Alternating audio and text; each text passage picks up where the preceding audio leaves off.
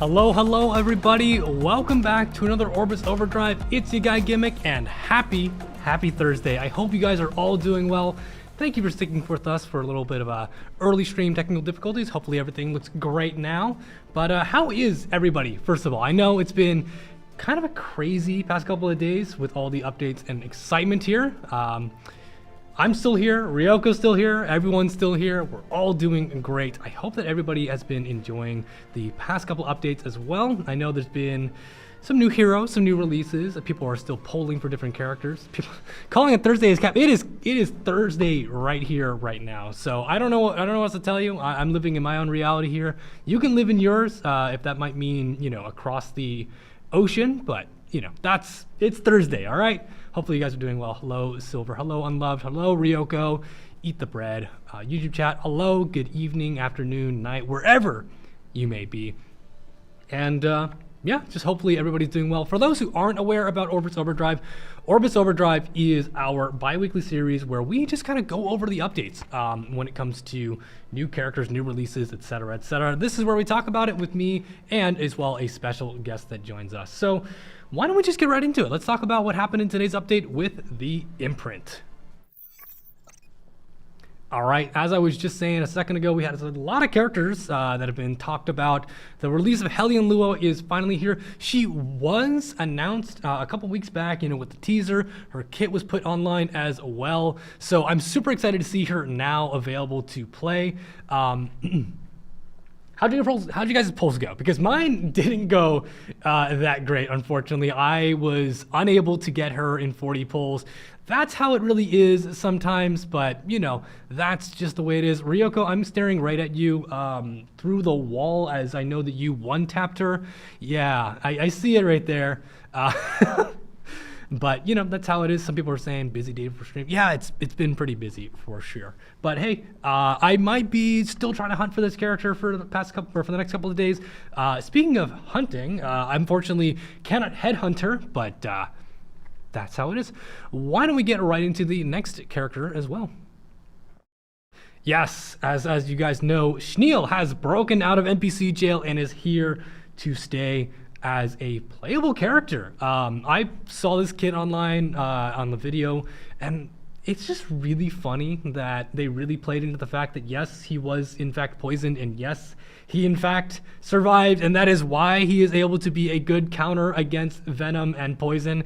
I just think that's really funny. I really like the comedy in that design.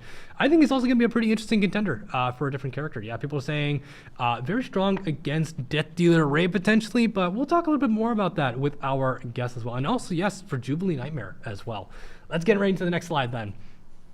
And as you guys know, with the introduction of Hellion Lua was the introduction of a new world, which is the Nautilon Academy. This is interesting. This is a new Moonlight Theater that you can actually read right now. The first two chapters featuring characters like Hellion Lua. Some other characters, we'll probably talk about them a little bit in the future here. Super exciting stuff. I read through it. I think it's pretty fun. The school setting feels like such an interesting change of pace, especially like if you look at all the other Moonlight Theaters, right? We have Fallen Land, this dark, you know, hopeless world, you know, just fighting for survival. You have Days of Piercing Cold, very similar with the war and struggle between two factions. And then we have school and like gang wars. I think that's really a really fun change of pace. And I'm excited to see what comes out of the story in the future as well. Moving right along. We also have the Masquerade Ball coming out next week, which is a new side story. No details have really been announced about this, but this was in the 1-minute summary. So I guess we can speculate a little bit about this as well for the future. We don't know if it's going to be a puzzle piece or, you know, a general return to form. This might also just be the side story for Schneel as well, as we've seen for other character story summons. But hey, we'll have to see when it comes in the future. But let's move on right into the next slide as well. Yes, so speaking of Death Dealer Ray, some people were saying, hey, you know, Schneel looks pretty good against this guy. Here he comes, Death Dealer Ray, as the next Hall of Trials boss, starting 11/11. So be sure to prepare your teams. Maybe think about what you might want to do there. Gotta see what's gonna happen. Moving right along to the next one. And yes, we have finally the Pursuit season coming to an end. I hope you guys have been doing well with the Guild War season, my teams are okay. It's a lot of hard fighting out there for my guild, but we've been doing okay. Hopefully you guys can end off your season strong as well. Okay, it's gonna take a moment, just take a deep breath, and because not too much going on this week, but obviously there's a lot to talk about, and what better to talk about it than with our guest for today. So why don't we introduce the one, the only Light E7.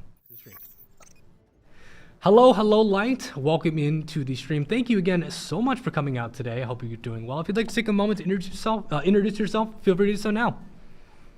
Yep. Hey guys, I'm Light. I've been playing E7 since day one, and I've been streaming it for 4 years, and I love RTA. RTA streamer, absolutely amazing. I honestly, the tenacity that one has to do RTA content is, it requires a lot of patience for sure. I went to Champion last season, and I didn't have like a lot of the meta heroes at the time. It was a fight. It was brutal. So hopefully, it's been fun making content for the newest season. You said you are a day one player, and there's a lot of heroes that have been released, obviously, from then till now. How has it been for you? Like, just the 6-year experience.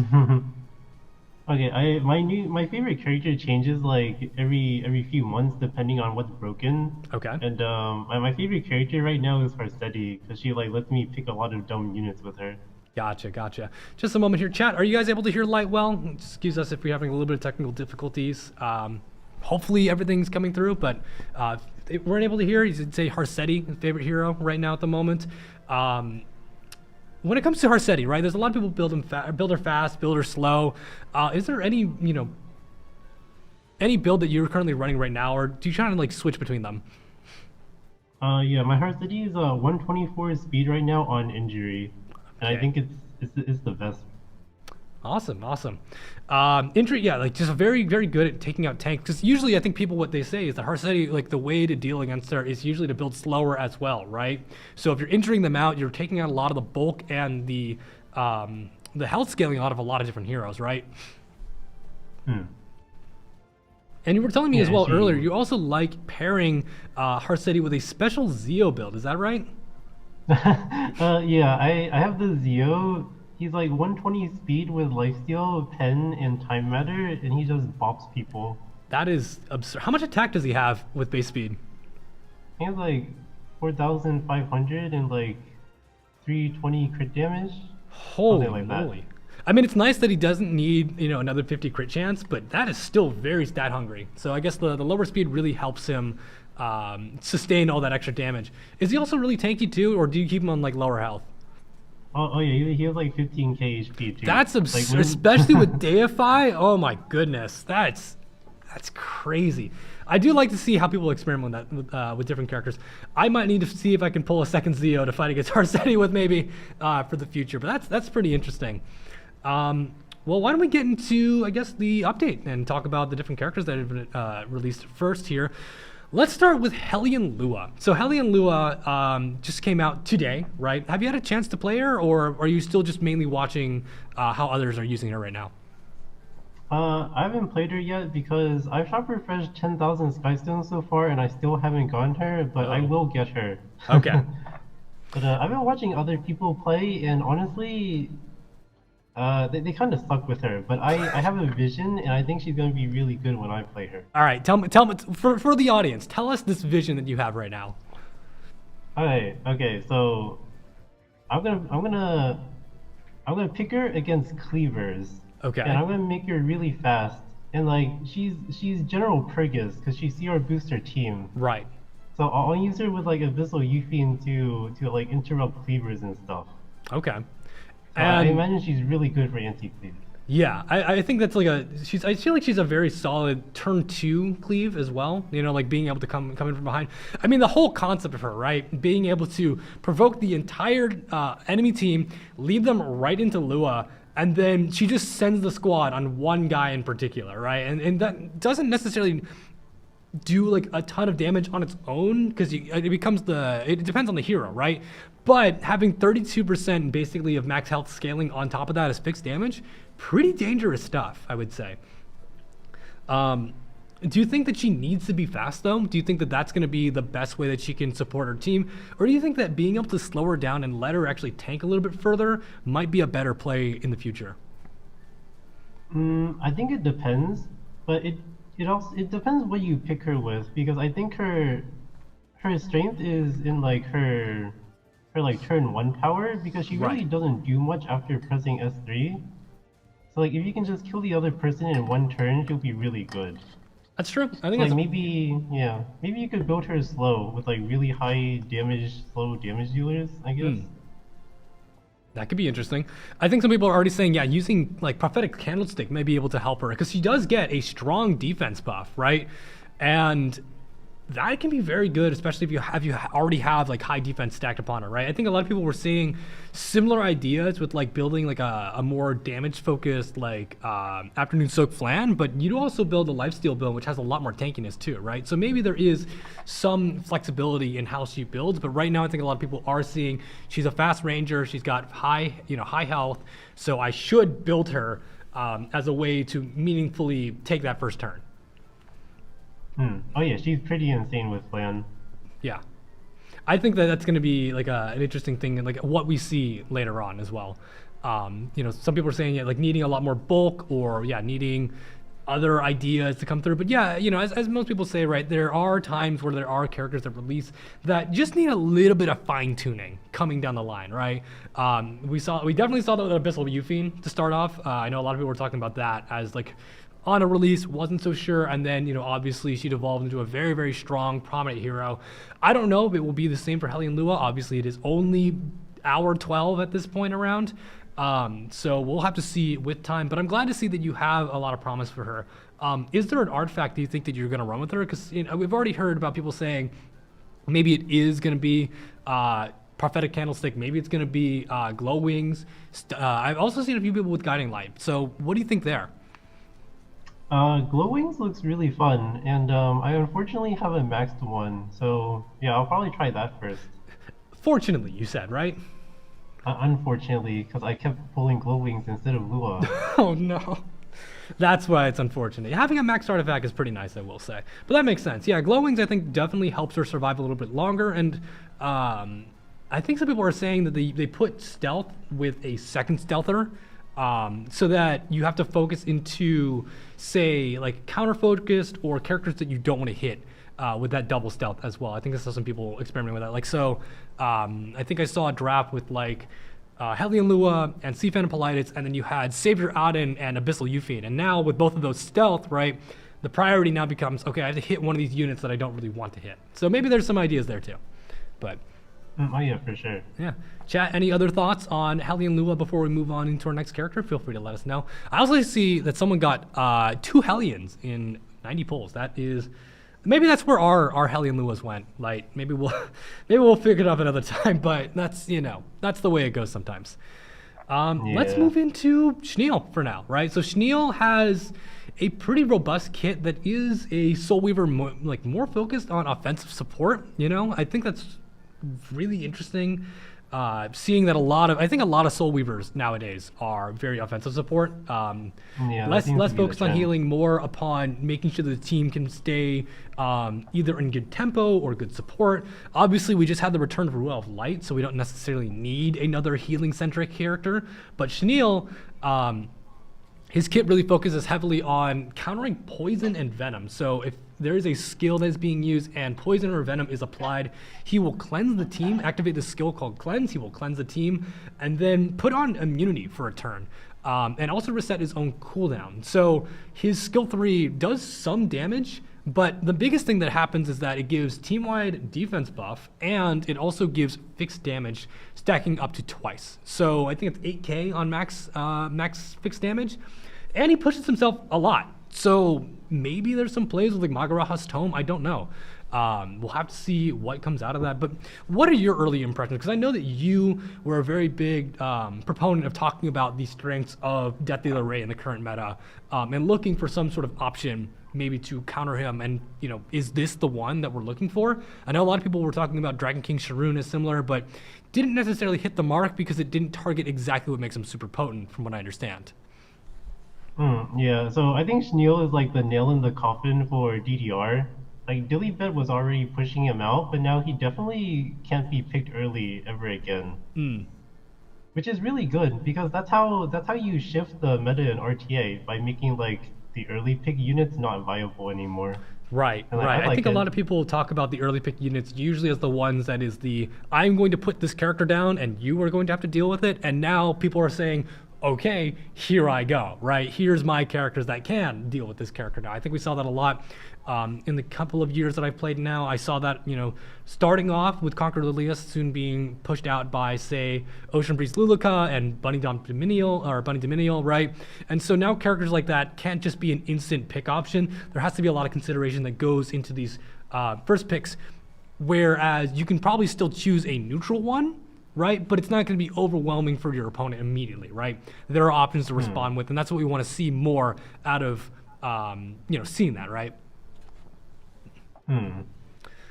So what do you think about Schneel's kit, though, like in general, right?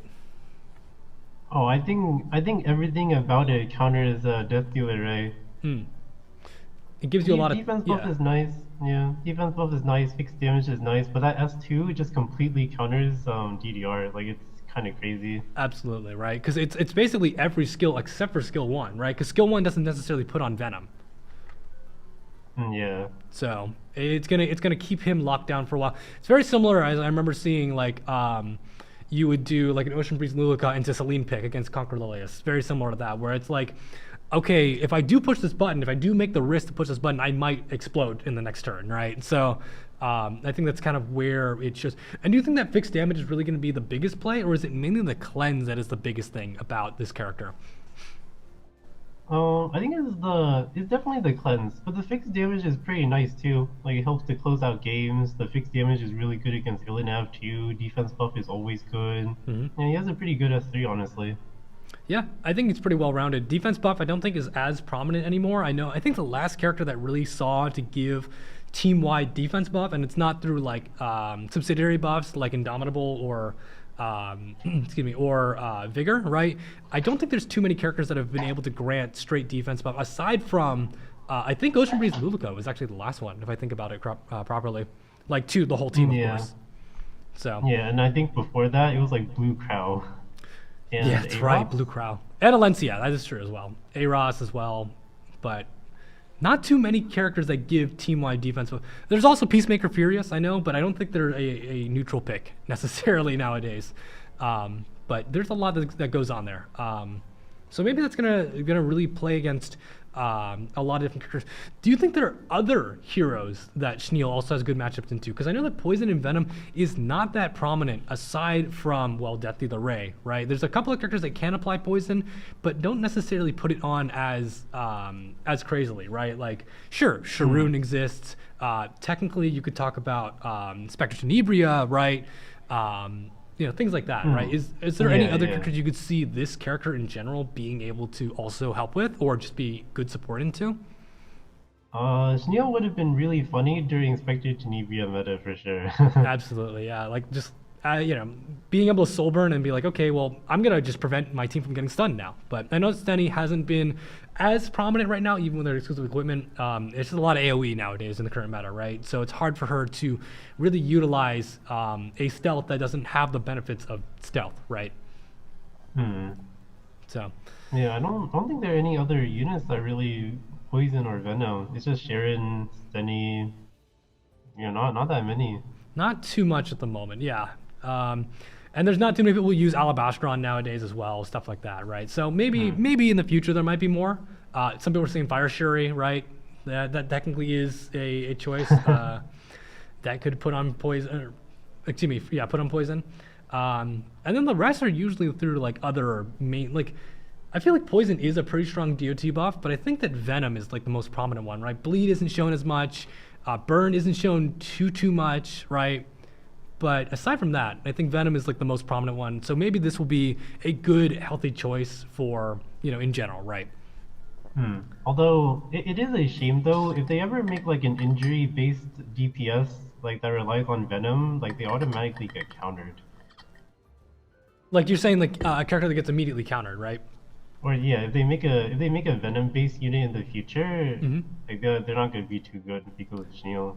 Well, I think that's certainly strong, reasonable to say. But I think that if we look at the previous characters we were just talking about, Helly and Lua, right? I think a lot of people had a very similar sentiment, did they not?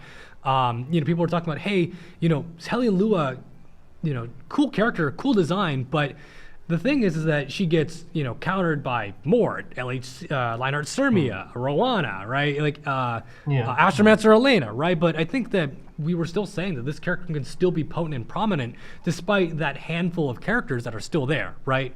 So maybe, that's true. even if there is a Venom character, Schneel will be a good option, but won't be the make or break immediately. And I think that's healthy for the metagame, right? Having reasonable, kind of like a weapon triangle, right? Same thing we do with elements, right?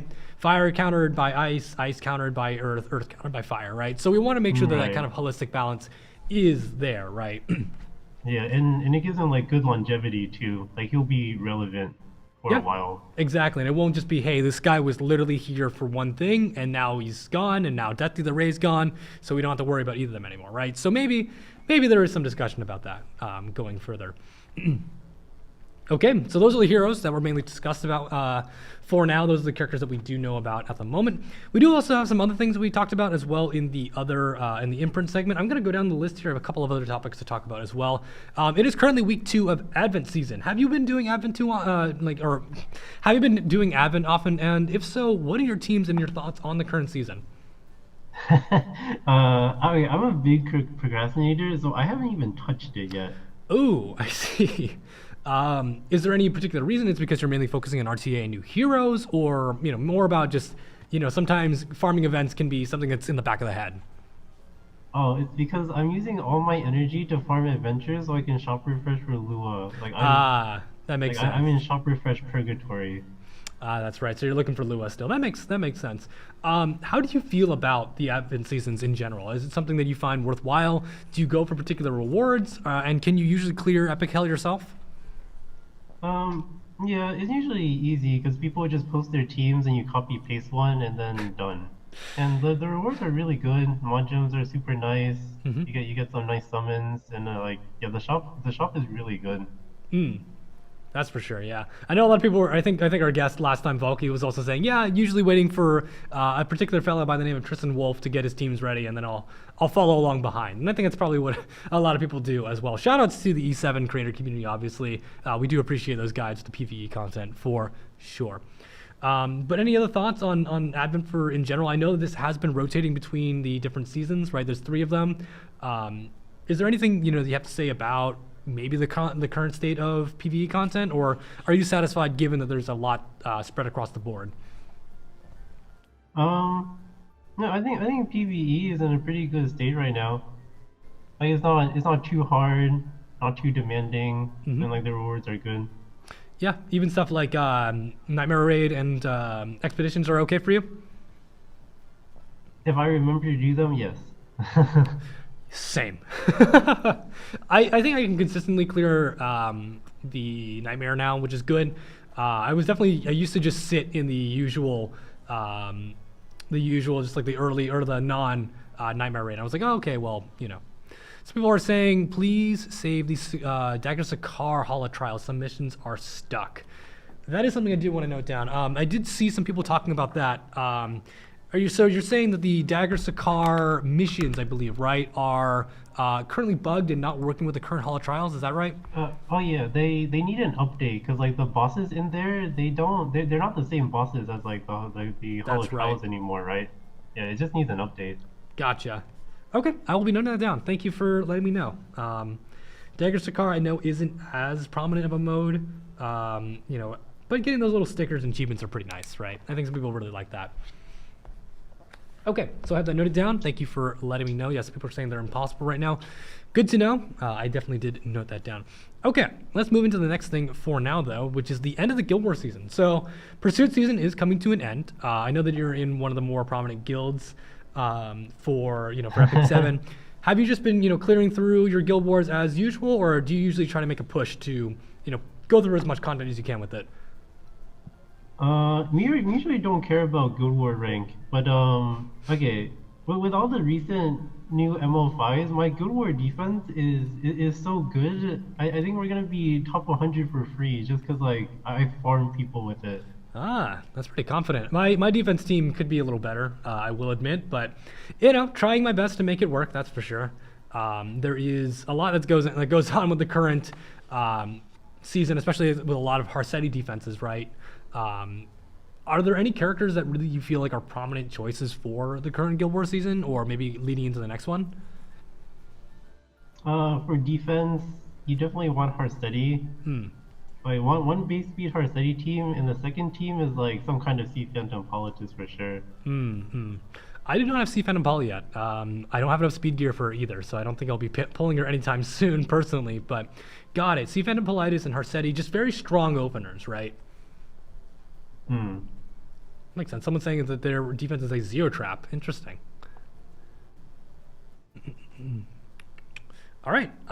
Pursuit season. I mean, like, it's a great place to get mystics. I know that it's a lot of work for sure to win sometimes, but I've been working on something that's actually really funny for me. Is I've been working on for the guild. I wanted to buy Guide to a Decision, and I guess I must have been throwing all my armbands somewhere else because I only was able to buy 4 of them, despite not being able to, or not buying any guild artifacts for like a year. So, whoops.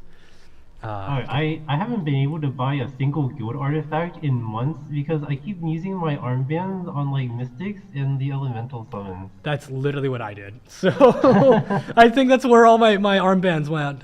And Group Talak, thank you so much for the raid on Twitch. Appreciate it. Welcome in. There's a lot that goes into Guild War, but I think I need to save it up because I'm using my Guide to Decision for I'm building the immunity Fire Ida. So giving that a shot. See how that goes. And so I don't need to, like, you know, necessarily rely on like a Bastion for Lucia user. Okay. Up next here we have the Hellion Lua login event and testing system. As you guys might have seen, there's a new login event that's going on right now with a bunch of missions for the release of Hellion Lua. Light, have you had a chance to check this out? And if so, what do you think? Oh yeah, I love it. I already collected all the points for the week. Really? Free stuff like this is always good. It's like a second web event, but a bit more. It is, yeah. I like that. I like that idea. I fucking love free stuff. Hey, I like free stuff too. I saw Galaxy pulls. Kind of want to pull some Galaxies maybe at the end of the stream as well. But you know, do you think that this is a good way to push people to take a look at the new characters? And you know, I think because the first thing you get, right, is the mission to check out the preview and to check out the skill preview as well, right? So chat as well. Feel free to let us know as well. Is this a good way to introduce a new character? Do you guys like this new style? And if so, would you guys like to see this for future events as well, or for future releases as well? I think it also fills the void of like Epic Dash. Like there's a bit more to do when you log in now. There is a Epic Dash size hole in my heart right now. That is very true. I do miss the daily energy and the daily goodies, that's for sure. So I think it's a good way to put it. It adds a little bit of extra things to log into and check out. And someone's saying there are some crashing bugs, it seems. Be sure to put in a CS ticket regarding bugs. I apologize. Sorry to hear that, but I hope that it does improve. But yes, CS tickets are always the best way to go. It says here, sometimes there's testing characters need the sandbags to do something. Yeah, I think some people are saying that as well. You need some maybe additional way to proc different character skills. Because for the most part, right, there are characters who have S2 procs or special procs. They only work when they're attacked or under certain conditions, right? So maybe being able to activate that would be a good choice for that as well. I'll definitely note that down as well, actually, at the moment. Because some characters do get additional sandbag characters to activate them, like, say, characters who can't heal or target themselves, like Issaria or I believe as well Infinite Horizon Arcades. So they actually have a second dummy that shows up there as well. So maybe just additional features, yeah. Because you can't see stuff like, what is it? You can't see stuff like, what's his name? Why can't I remember his name right now? Vampire guy, very meta for a while. Vampire guy, Emil Haste? No, not Emil Haste. It's the fire one. What? Oh, Janua. Excuse me. Janua. I'm a little tired. Apologies, chat. Janua. You know, you can't see Plan A being activated in the training room. So maybe just more ways to activate skills and stuff like that. I'm gonna put that down. Additional features to activate passives.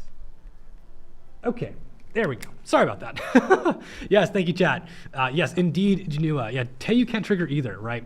So just maybe more ways to see these kinds of skills in action. Because I mean, that's kind of the biggest thing, right? I feel like a lot of people take a look at the hero journal to window shop a little bit. So maybe just more ways to access that in general.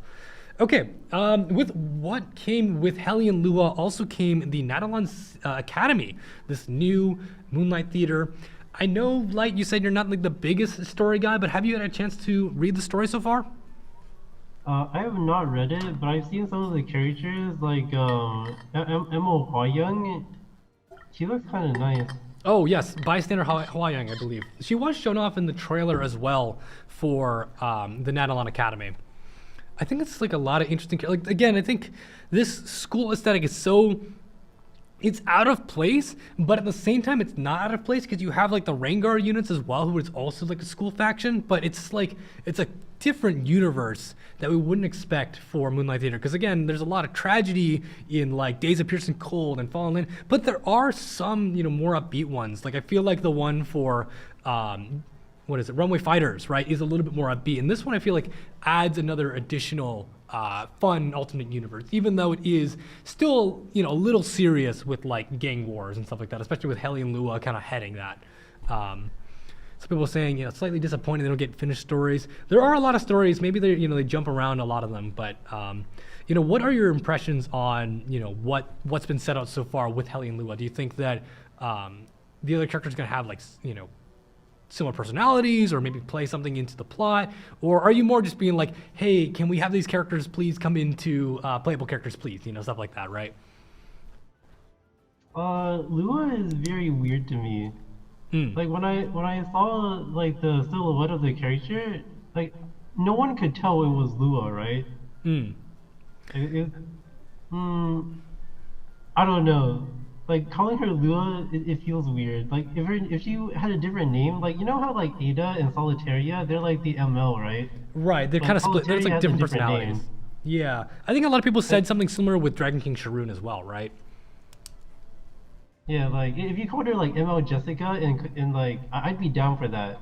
Because like she doesn't resemble Lua to me. Just a completely different character. Yeah, so it's like the silhouette feels different from the original character, right? But I feel like, that's kind of what Moonlight Heroes are kind of to represent, right? Like a wholly different style of them, for the most part. Some of them are past and future, but like, even if you look at like Coeric and Meteor Coeric, right? Technically, yes, they do look very visually similar, but personality-wise, they are vastly different, right? One being this like psycho hellbent who has a like a terminal illness, right? And then for Mediator Coeric to be this guy bent on order, peace, justice, etc., etc. Valky, thank you for the raid as well. Welcome in everybody to the Epic 7 stream. But I think it's pretty interesting to see what sort of stories that might unfold with this. And yes, I know a lot of people were talking about characters like Bystander. Bystander Hwayoung and for New Kid Adin, right? So we'll see what comes out of it for sure. Let's see here. Is there any other like characters or universes that you might want to see in the future? I know once again, we are rehashing the fact that you don't really are not the biggest fan of the story per se, like, or you more focused on RTA content, right? But are there any characters or universes that you might want to see expanded further, or maybe even new ones established? Any universes? Like that's a hard one. For example, some people are saying for like the Briar Witch and Lionheart Sirmia one, right? Chronicle of the Last Witch, or and stuff like that, right? Or maybe just, hey, I haven't seen an ML character yet for this character. Maybe this is what they should look like, right?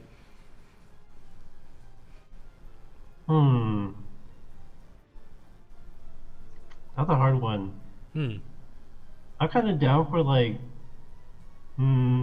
honestly, I want ML Payra because I have like 10 of her in storage. I see. Very resourceful on that. Payra too. Yeah. Let's see. I mean, like, Payra is part of the episode 4 story, right? So maybe that's what Nadalon Academy's for. Who knows? Maybe it should be introduced later on the line. Some people are saying, let's see here, completing the first ones maybe that already exist, but stuff like that, right? Someone says could have made Chloe have the one with Solitaria and some ML from the real world. Maybe. I mean, some of the MLs are indeed in the current universe of Orbis, right? So they do exist as counterparts, right? Or, from what I understand, Solitaria is basically like a hallucination. But if anything, there are definitely a lot of options out there. And some people are saying, maybe finish the ones that already are in existence, right? Totally fair. Okay, so we did hash on this as well a little bit earlier with the Holo Trials, Death Dealer Ray. Any early thoughts on what this might be? Because we don't have anything until 11/11, right? But are you thinking that maybe Schneel is probably going to be a good pick in there? There's probably going to be a lot of poison and venom, right? Yeah, Schneel will probably be essential. But like, if the boss is Death Dealer Ray and he doesn't venom you, like that wouldn't make any sense, right? Yeah, that would be a little interesting. I mean, he could like just summon a flock of crows to attack you, but I think that it would make a little bit more sense to speculate that there might be a little poison there, especially with Schneel coming out right beforehand or right afterwards as well. So, who knows? Who knows? People are really lining down on the Moonlight stuff. Some people are saying more about the follow-up to Fallen Land, Zero Defect City. People are talking about ML Ken being technically a part of the Orbis universe as well. A lot of stuff out there.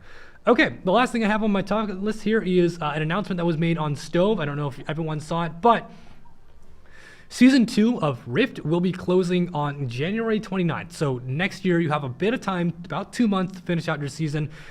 Light, how did you feel about the current Rift season? This is the one that was mainly featuring Immortal Wukong as kind of like the titular character. Last time was Kane. What did you think about it? And hopefully, is there anything that you might want to provide in terms of like what you focus on in Rift?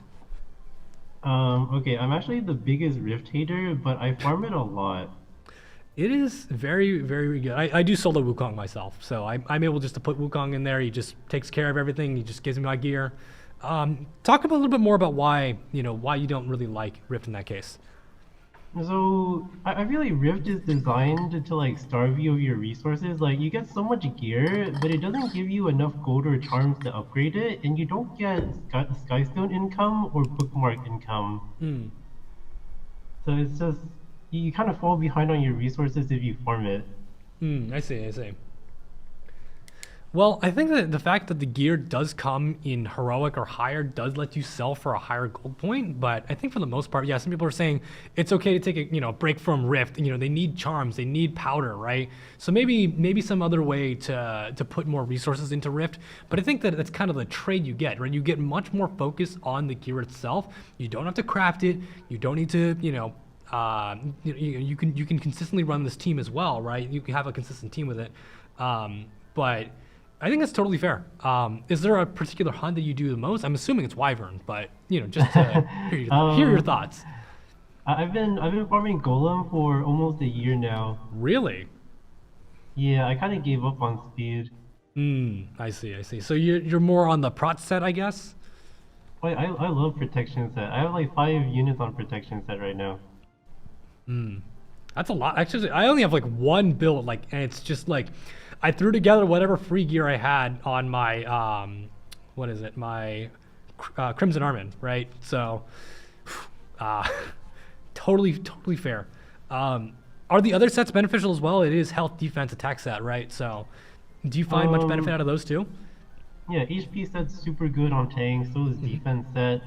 I'm pretty sure maybe down the line attack set will get a buff like Destro set did. So yeah, I'm looking forward to that. Do you think attack set needs a change then? Yeah, because like doesn't it only give like 45% attack, but like crit damage set gives you 70 or 60 crit damage? Yeah. So that's a huge difference for a 4 set. I think that's true. Yeah. I mean, it does. The attack is pretty strong, and it can be used on certain heroes. But for the most part, you're saying that you think it needs some more adjustment in the future, maybe to add just a little bit more. What would you think about a 2-piece attack set, just out of curiosity? Not for 40%, but like maybe 30%. 2-piece attack set? Yeah, I wouldn't mind it, honestly. I could imagine triple attack set on some units. That sounds fun. Okay.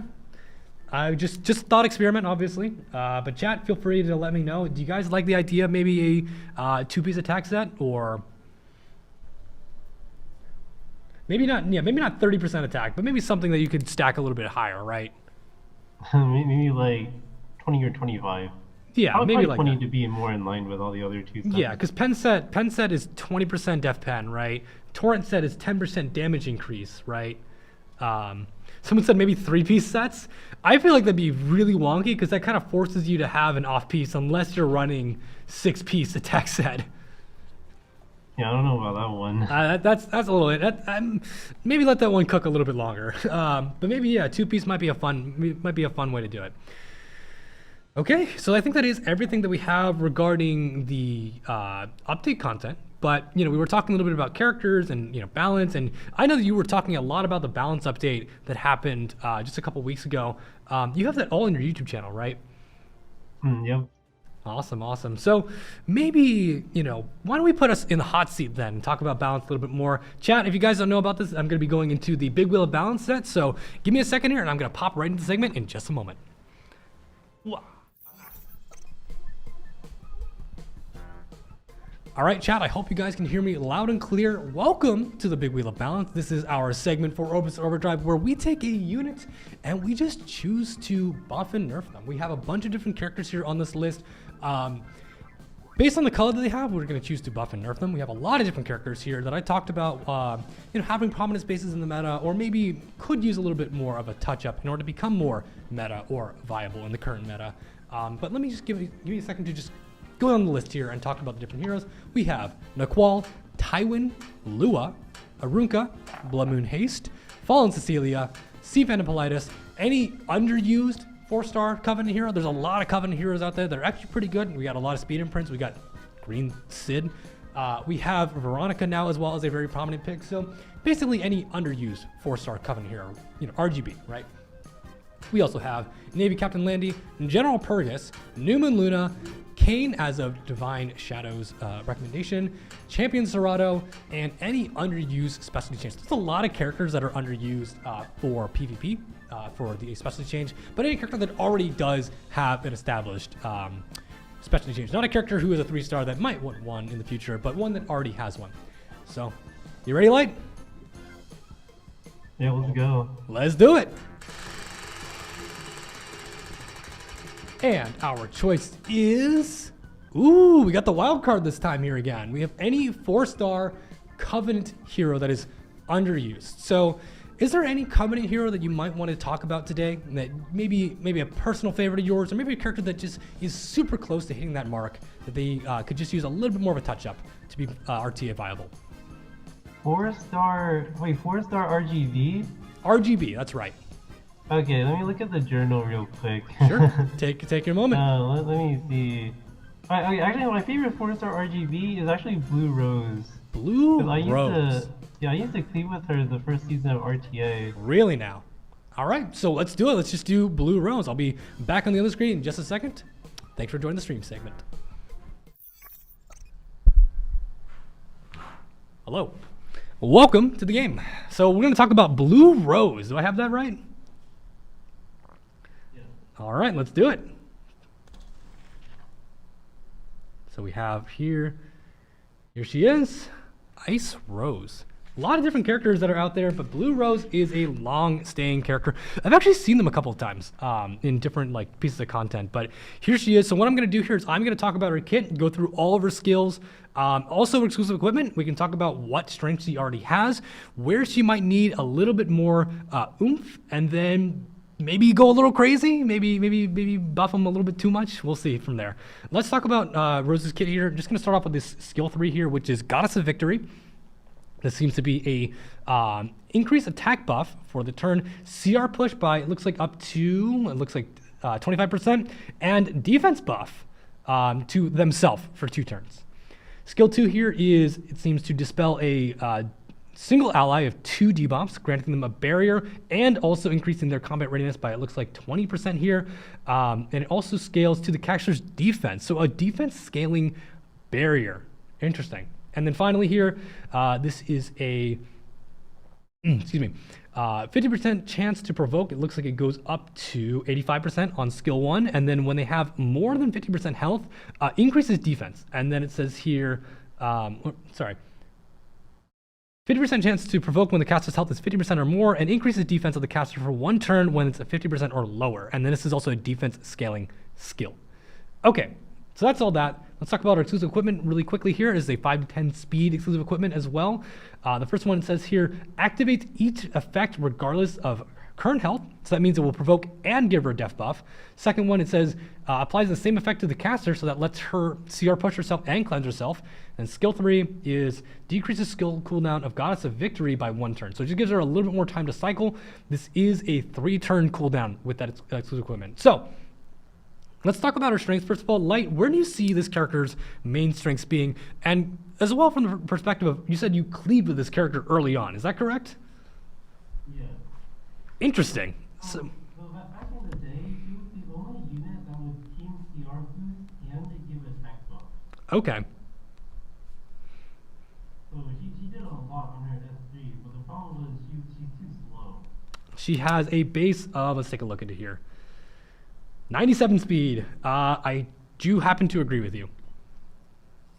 It seems that Light's mic is a little bit off. Sorry about that. Just give us a second here to adjust that. Interesting. So what Light was saying, though, for the meantime, is that he was saying that for Cleave, he was the only character that really gave combat readiness push and attack buff at the same time. But the problem is that had a very low speed stat. Is that right, Light? Yeah. Okay. And chat, are you able to hear him? I know we're having a little bit of technical difficulty. Sorry about that. It happens every once in a while. But I will do my best to portray his thoughts if possible. Still can't hear him. Okay. We'll keep working on that. It was working on the previous scene, maybe. Why don't we just pop into the Let's Talk segment then instead, and we'll talk about Rose from there. All right, testing. 1, 2, 3. Are we here, Light? Can you give a little test for a second here? Testing. 1, 2, 3. Praying. Give me a second to let the buffer go through, chat. If you guys can hear him, let us know. There we go. We're back. All right, we're back. We'll use this screen for now. In that case, apologies for that. Someone's saying here, low base speed. The EE does give the 10 speed, though, which is 107. That's still, in the grand scheme of things, for like the current meta, still pretty slow, right? Yeah, you have to be like 120 or close to be viable. Okay. So in that case, without touching her stats in that case, let's talk about the kit in general first. So you said provides attack and CR, very good for opening. But aside from that, is there anything that maybe she has going for her that might be able to be tuned up or adjusted to make her flex a little bit more, right? We have some characters that, like, you know, when her skill 3 was available, she could push, or, you know, like when, you know, a character uses a non-attack skill, they push, or something like that, right? Is there anything that maybe would be a good addition to the character's kit in order to support maybe not be the opener, but maybe a good bridge between, you know, an opener or something like that? Yeah, so we want this kind of character that doesn't have competitive speed to be like a reverse cleaver, like Right. Bunny Dom. And I think the best way to make a unit viable in the meta is to make them hard counter something that is meta. So you're thinking to go for like a full rework? Not full rework, but we need to add a cleanse somewhere. So let's take Luna. We need a hard counter to Emma Luna. Any agreeers? Let's make Blue Rose hard counter Emma Luna. All right, you're just going straight out with it. Okay. I mean, we do have characters like Infinite Horizon Acades that does very, very strong against that. But, you know, you can ban that character out. And putting her on third pick is a very dangerous option, right? I think is what it might be implying as well. Yes. Makes sense. So how would we add a little bit of extra strength in order to add more to Rose's kit? So I think she needs some kind of full cleanse somewhere. Okay. Why don't we Like, actually? let's say- I have a good idea here for a second. Why don't we just pop right back into the other screen for a second so we can talk show which skills that we're talking about, and hopefully your mic is working this time. So you're saying that she needs to cleanse somewhere else, right? Yes, she needs like some kind of automatic cleanse that's not really in a passive. Right. So her skill 2 does have that cleanse, but it is only from one user, right? Yeah. So you're thinking maybe skill 3 might be where the cleanse is coming through on, or? Yeah, so let's say okay, so let's imagine we're fighting Luna. Okay. I think we need a unit that's like when an ally gets debuffed, the caster gets CR boosted when S3 is available. I see. So it's kind then- of like a Turnus yeah. almost, right? Yes, and then we're gonna put a double cleanse on Rose's S3, so she can cleanse the Luna S3. Gotcha. And then So- she CR boosts her team to cleave the other person. Yeah, so someone's saying that she has no passive, right? So there are characters who do have passive abilities, but aren't passive skills, which is what Seal puts through, right? Or punches through, right? And that's why characters like Infinite Horizon and Hades are very strong, because she can still push and cleanse without needing to be, without being, disrupted, right? Instead of skill 3 being a 2 debuff, do you think maybe a 2-turn tick down, kind of like Designer a little bit, maybe? Yeah, that works too. As long as you can full cleanse Luna. Gotcha. So skill 3 being a 2-turn or 2 debuff, and then on skill 3, if this skill is available when an ally is debuffed, increases combat radius by, let's say, maybe 20%. I don't know how much. Sure, why not? I don't actually know how much Eternus is. Let's pop into Eternus and see where that is for a baseline. Why don't we? Eternus. Eternus goes up to a maximum of 14, so maybe 15. Maybe. Sure. Yeah. Someone's saying maybe she could, ironically, she could be a fighting spirit character. I think a lot of characters that use fighting spirit have passives. Am I wrong about that? There are very few characters who have fighting spirit. It's like Fire Ken that has fighting spirit without a passive. But let me pop back into her here. Brieg and Ken, yeah, those are two of them, right? 20%, 260 road is already hard enough. Some people, yeah, maybe enough to catch up. 15% isn't enough. Okay, we're saying 20 CR. Okay, we'll say 20 CR. And just as a disclaimer, chat, this is just a fun thought experiment. I am not immediately sending this to developers to be like implemented in the game. This is more a fun thing for us to do with the chat. So don't worry if it's like, oh, let's give 40 CR, because I'm not looking to go put this immediately in the game. So we're just doing this for a fun thought experiment once again. Let's see here. Someone else is saying, recommend Mirana as a counter to effects of people. They need to have her skills with no cooldown. Maybe Rose nullifies that somehow. I'm not sure where that is, but keep going upon that. I'd love to hear more thoughts on that. But, okay, so if we're going to make her you're saying this is going to be mainly a counter for ML Luna, right? Are there any other characters that might also be kind of caught in the crosshairs with this buff? Are there other characters that might be also this character might be very strong against as well? ML probably too, honestly. That's right, because she does give the pushback, right? Yes, that'd be great. That's it. So, yeah, she speed downs. So then you're gonna CR boost and then you're gonna cleanse it. So that'd be pretty cool. Gotcha. So that'd be a very good anti-opener pick. Okay, so that's the skill 3 there. And is there anything with the other skills that you think like needs tuning? Because this one gives, barrier, debuff cleanse, and combat readiness buff. This one gives a provoke. Maybe is there something that can be played into the fact that she gets hit, or do you think that might add a little bit too much complexity to this character? Okay, any more might make her kind of broken. Okay, S2 is honestly really good. Like, it's a cleanse, it's a shield. Yeah, and it's a defense scaling shield too. It doesn't get knocked out by injury. Yeah, that's a good S2. It is pretty interesting, isn't it? I don't see a lot of defense scaling stuff. Okay, so that's our idea there for that. Okay, so what if we did, theoretically want to break this character a little bit? What were some other things that we could do? I had something that just popped in my head. If she's going to be like this very good supporting knight, Do you think that it would be fun to see if she could potentially grant fighting spirit or focus to an ally, maybe, like on this skill too? Am I crazy for that? Am I a little too crazy for that one? Fighting spirit or focus? Like if because there are characters who do like resource reduction, right? But what about resource gain, right? Like if you're fighting against like ML Poly and you brought in your let's say what's her name, Sylvan's Age Vivian, right? And she gets knocked down to 1.5 focus. Okay, well I would like to increase her focus, right? Right. I would like to increase her focus so she can't be touched by debuffs anymore, right? Something again, very silly. Really this is again in a nut. Like this is like if we really wanted to break it and gotta go crazy, right? But some people are already saying yes. Let's buff Flan and Euphine. Yeah, sure. Let's give her like 50 fighting spirit to her team, so like Euphine can S3 almost turn 1. That sounds really fun. Just for funsies, reverse resource reduction. But that could make some fun interactions. Some people are saying, yeah, imagine like literally turn 1 Arya, right? Or yes, turn 1 Euphine. Technically, the skill would need to double the current fighting spirit. I think doubling makes the most sense, right? So that even if you get crippled by a character like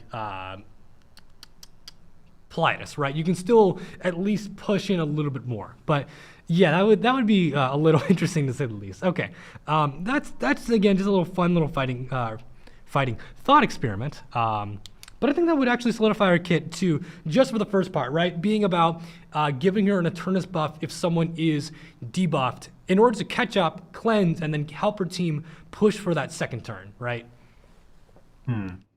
I think it's pretty interesting. I like that idea. Chat, what do you guys think? Do you guys think anything needs to be adjusted as well? Maybe this is equipment or something like that? Again, this is like the second part. Let's ignore that second part with the fighting spirit stuff and just talk about what Light came up with here as we wrap up this segment here. But I think it'd be pretty fun.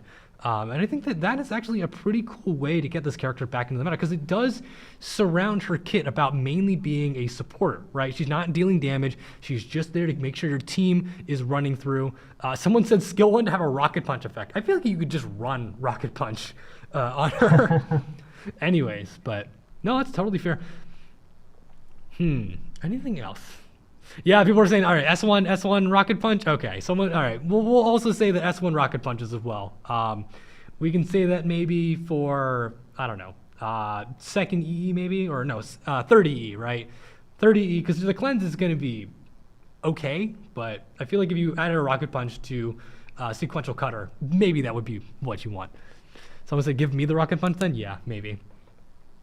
Okay, well, I think that is all the time that we do have for today, though. Unfortunately, I know we are already coming up on this stream went pretty quickly. I'm very surprised. So why don't we go back to the other screen and just wrap it up for today?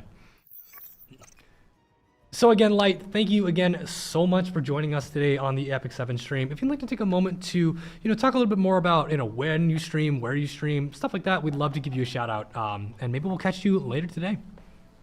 Oh yeah, I stream at twitch.tv light_E7. My YouTube handle is the same, and I stream afternoons and evenings for Westerners, and usually like late at night for people in like Asia and Europe. Gotcha.